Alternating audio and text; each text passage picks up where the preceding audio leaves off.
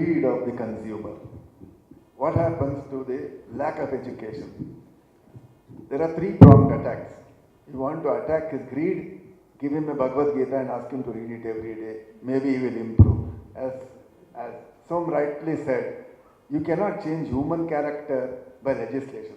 Otherwise, Macaulay wrote the Indian Penal Code 125 years or 130 years ago. Have come down. We made the dowry law. Have dowry deaths come down? Nothing of that ever happens. You have to change from inside. Therefore, you have to put it across to people that it is in their own interest to do something or the other. Next question, education. Yes, that goes hand in hand with this.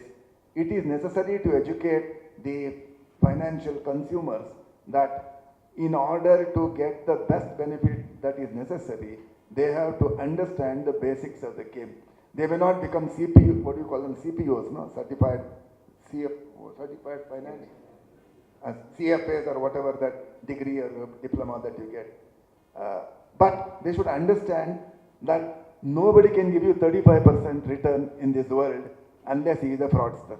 So somebody says, I'm going to give you 35% return, mark him down as a fraudster, ask him questions. If you can't ask him questions, ask Som to ask him questions. That is how to run him down.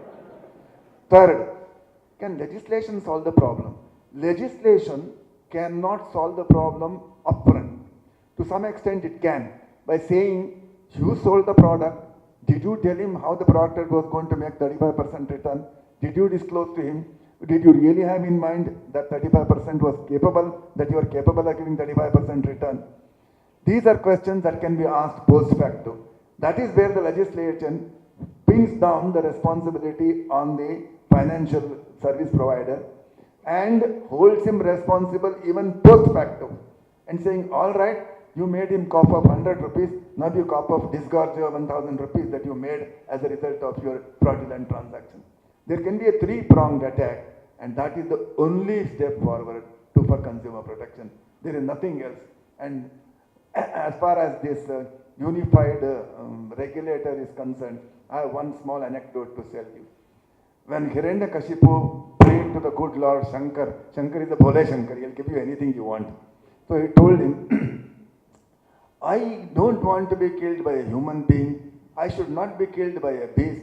I should not be killed inside the house. I should not be killed outside the house. I should not be killed during the day. I should not be killed during the night. Shankar said, okay, tathastu, tathastu, tathastu. So he became invincible. So if somebody said, I'm going to kill you now, he'd say, no, you can't kill me in day. Somebody else said, at night, you can't kill me in night.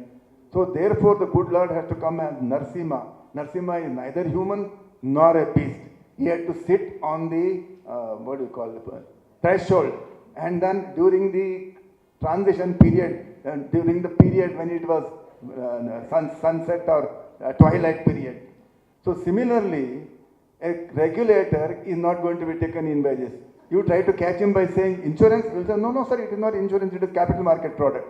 You catch him for capital market, he says, I am consistent with the regulation. I am not bothered by it because it's an insurance product. Then he will say it's a debt product, then it's a banking product. So the super regulator, I don't like the word super because the word is not there in the report at all. The unified regulator will say, I don't care what you call it, I don't care how you sold it. Is the customer harmed by it? You are answerable. That is the way it should go about. Thank you.